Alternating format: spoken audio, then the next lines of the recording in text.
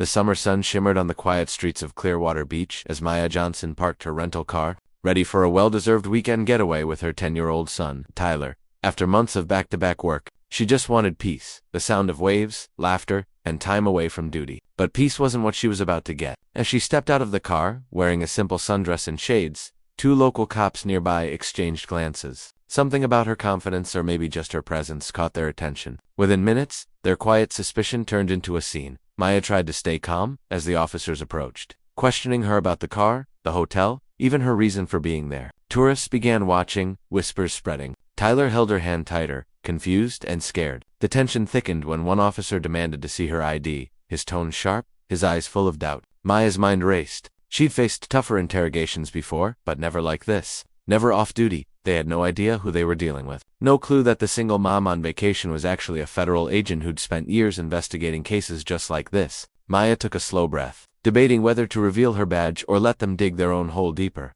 And just as one officer reached for his radio, she decided this time she wasn't going to stay silent. Maya kept her tone even as she reached into her bag for her ID. The officers' hands twitched near their belts, their eyes narrowing. She moved slowly, aware of every small movement. Tyler stood frozen beside her, his wide eyes darting between his mother and the uniformed men. The tension was thick enough to cut through the warm Florida air. When Maya finally handed over her license, the officer studied it carefully, then looked her up and down with a smirk, clearly doubting what he saw. "I'm here for a short vacation with my son," Maya said quietly, trying to keep her voice steady. But inside, her instincts, the ones trained by years in the FBI, were already running. Something about this stop didn't feel routine. It wasn't just bias or suspicion. It felt like she was being watched for a reason. She remembered the strange call she got 2 nights before the trip, a restricted number, a voice warning her to stay out of Florida. At the time, she brushed it off as a prank. But now, as one officer stepped aside to talk on the radio, her stomach sank. Tyler tugged at her hand, whispering, "Mom,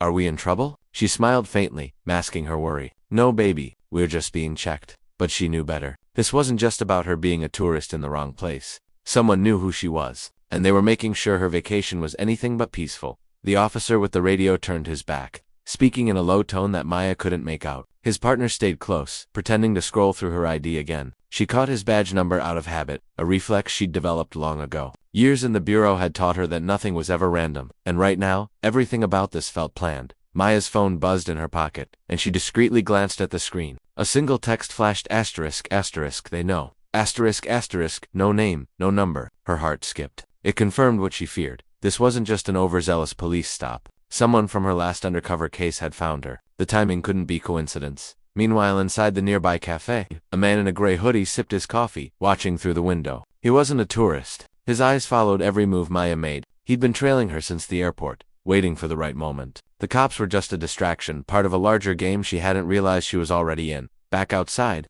Tyler shifted nervously, and Maya crouched beside him. "Remember the plan, if I ever say Bluebird," she whispered. He nodded, unsure but trusting her completely. She stood again, calm on the surface, every nerve alert underneath. The officer returned, his expression unreadable. "Ma'am," he said, "we're going to need you to come with us."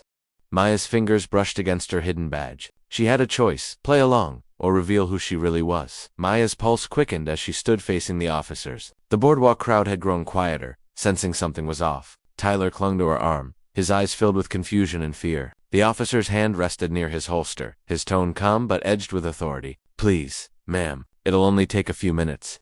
Maya nodded slowly, her mind racing. She had been in dangerous situations before, undercover operations, sting missions, high-stakes arrests, but this felt different. She wasn't backed by a team or surveillance. She was just a mother on vacation with her child. Still, the instincts of an FBI agent never truly faded. As they led her toward the patrol car, she subtly scanned her. The man in the gray hoodie was gone. That told her everything. Whoever was behind this wanted her isolated, pulled away from the public eye. When they reached the car, she caught a glimpse of the reflection in the side mirror, a black SUV idling across the street. Her throat tightened. That was no local vehicle.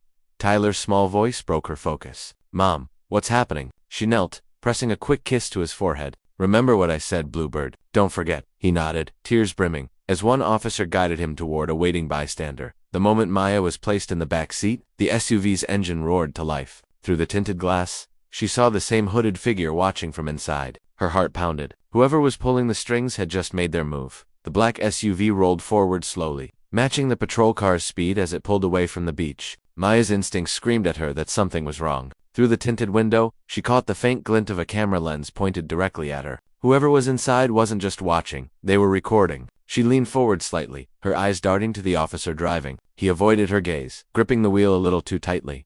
"Where exactly are you taking me?" she asked, her tone calm but firm. The officer hesitated. "Just a quick stop at the station, ma'am."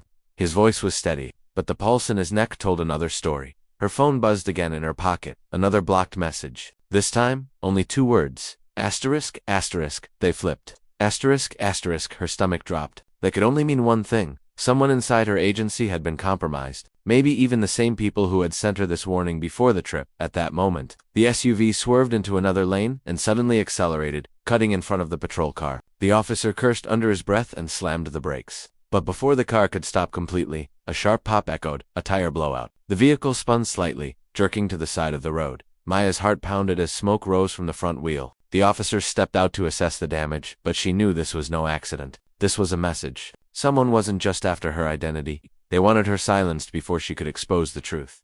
Smoke curled around the patrol car as Maya's instincts kicked in. While the officers stepped out to check the tire, she quietly unlatched the door from the inside, using a trick she'd learned years ago in the field. She slipped out just enough to scan her. The black SUV had stopped a few yards ahead, its doors slightly open. Her pulse quickened. Whoever was behind this was close, too close.